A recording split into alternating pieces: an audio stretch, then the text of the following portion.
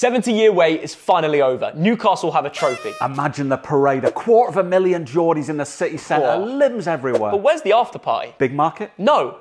Saudi Arabia. Oh yeah, that sounds class, mate. If you don't know who this is Thogden, a football YouTuber known for his matchday vlogs, and this is a video the Tourism Board of Saudi Arabia has paid him to make to try and get football fans to go on holiday there. Now, I don't think I need to spell out why Saudi Arabia perhaps might not be the nicest or most ideal holiday destination, but I think trying to market it as a Carabao Cup final after party for Geordies in a country with very strict no alcohol rules is ambitious to say the least. Now, to give you a little bit of background, Thogden is probably one of the most disliked creators on UK YouTube. Does he deserve the amount of stick he gets? No, I don't think so. He seems like a nice guy, but the thing is, he really doesn't help himself out. And maybe that's what he wants. Maybe it's all intentional and part of his plan, because he does do exceptionally well. But today we're going to be taking a look at some of Thogden's best bits, some truly outstanding moments, starting with his ad for the controversial state of Saudi Arabia. 70-year wait is finally over. Newcastle have a trophy. Imagine the parade, 250,000 Geordies in the city centre, limbs everywhere. But where's the after party? Big market? No.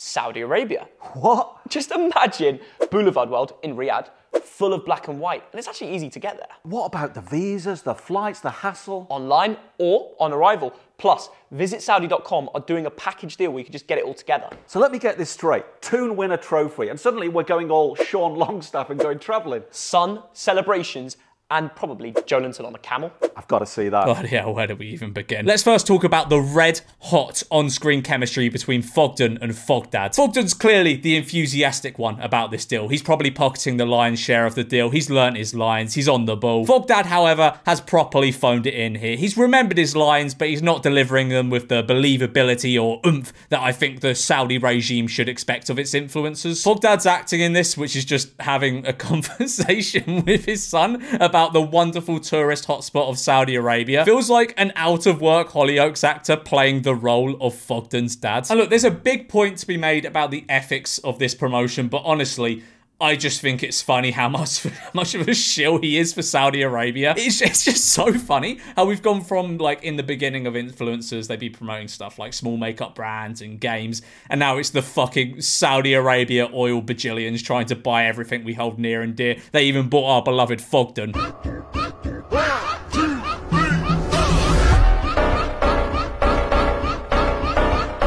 Thogden, stop bumming him, mate. It's illegal to be gay over there. You'll get 500 lashings for this level of meat riding. But you have to ask the question, how many plane tickets to Saudi Arabia has Thogden actually sold through these promotions? Probably none. Certainly nobody in Newcastle is travelling 7 hours to Riyadh to have an after party in a country with zero alcohol. It has to be like an unbelievably negligible amount of package holidays this dynamic duo are selling. And the thing is, it's not like Thogden is blissfully unaware of what Saudi Arabia is up to. This is a video that's up on his channel about the Saudi Public Investment Fund's takeover of Newcastle United. But there's also a real moral side to this takeover. Right.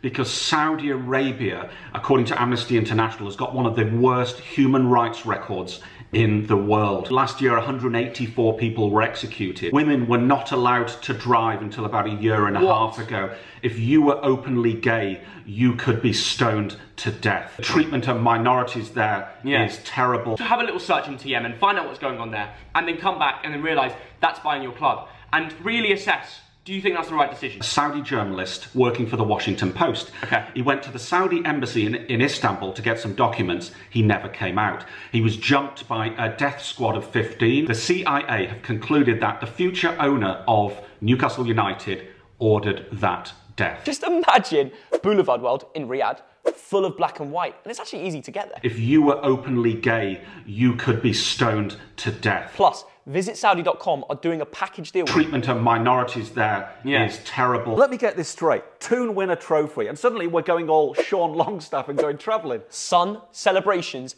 and probably Jolinton on a camel. 184 people were executed. It really goes back to the point, is money everything. I don't know, Fogdog, you tell me. Now I can see why Fogdad's heart wasn't in the ad read. He's got his head screwed on with the facts. They can't actually back this deal, right? They can't actually look at this deal they're doing with the Saudis to promote the tourism board or whatever and go, yeah, that's sound. We actually believe in what we're saying here. Surely they're telling themselves they're mugging them off and taking money out of their hands in return for a promo that will yield no results. Surely that's the only way you can justify that to yourself in your mind, especially after saying things like this. Now, I know in 4 years, which was how long ago this video was uploaded, you can change your mind on a lot, but what they stated in that video 4 years ago were facts, and I think we'd all agree indisputably bad facts, things I don't think your mind can really be changed on. I just find it really, really interesting because Thogden seems to be one of the influencers that's been taken in most by Saudi Arabia. He's seemingly always doing something or other with them, but him and his dad clearly massively disagree with the regime, and rightfully so, but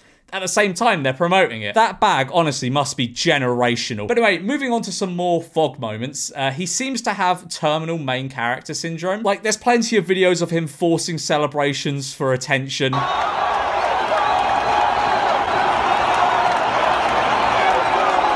There's no need to be doing all that, is there? There's also a video he posts on his channel from his perspective at an Inter Miami game. Again, a team he doesn't support, where he's trying to force limbs.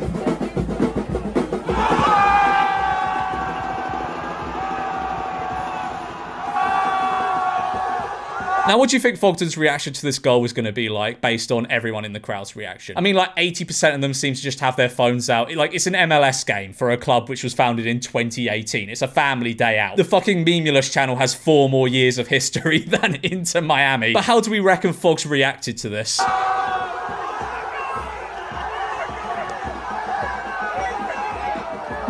Come on. I think one of the main reasons why he's so disliked, especially among football fans, is because he makes himself out to be incredibly inauthentic. And this is actually kind of what makes him the perfect spokesperson for Saudi football. For the record, I do think that Big Thog is a genuine football fan, but he purposefully behaves like this to make content, and fair enough, I mean, it seems to be doing well for him. And look, this was a 90+4 winner. If anything, the fans of the club were doing them a disservice by not behaving like Thogden. But as I said, Thogden isn't a fan of Inter Miami, and it's quite transparent because he's doing too much. He's overacting. He's like the Lewis Saunderson of football content.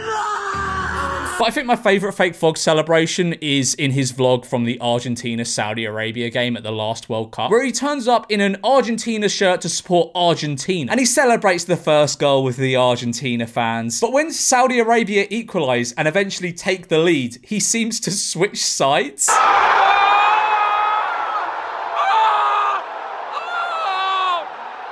Arabia, 1-1.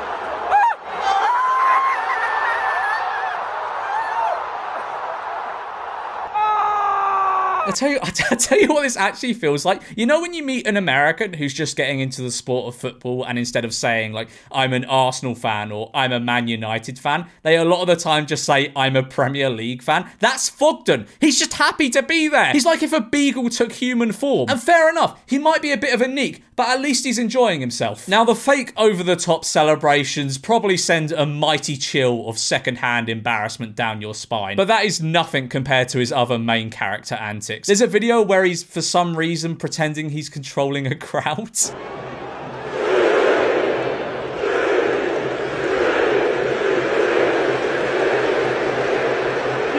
The fans are going crazy. I'm not even doing it in time with him. What? He also went to an El Clasico match and did his best to calm down a raucous crowd, and honestly, fair play to him on this one. I don't even want to think of what could have broken out if Thogden didn't step in. Lewandowski makes it 2-0 right in front of us. Oh, wow. It's kicking off. Oh, it's kicking off.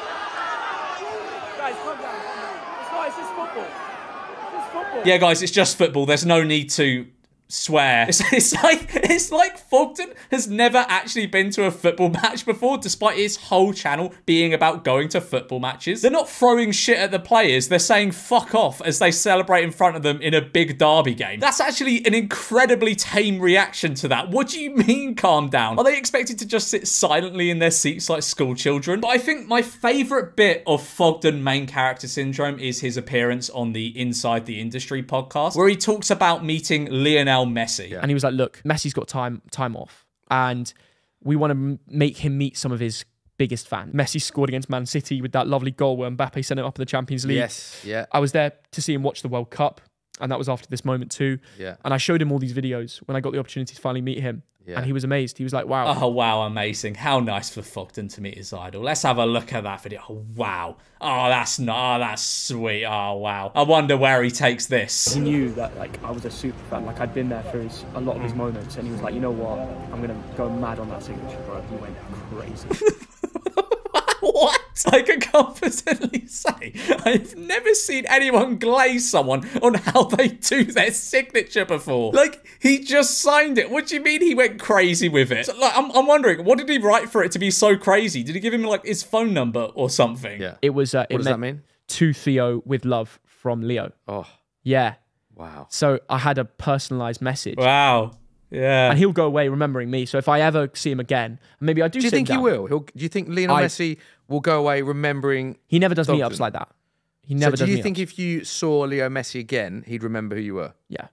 There'll be a smile on his face. Oh, God. In fact, you'll see the clip when it happens, and tell me if you think that smile when he sees my face is genuine Okay. from I meeting will. me. Because on that he must Saudi meet trip, a lot of people.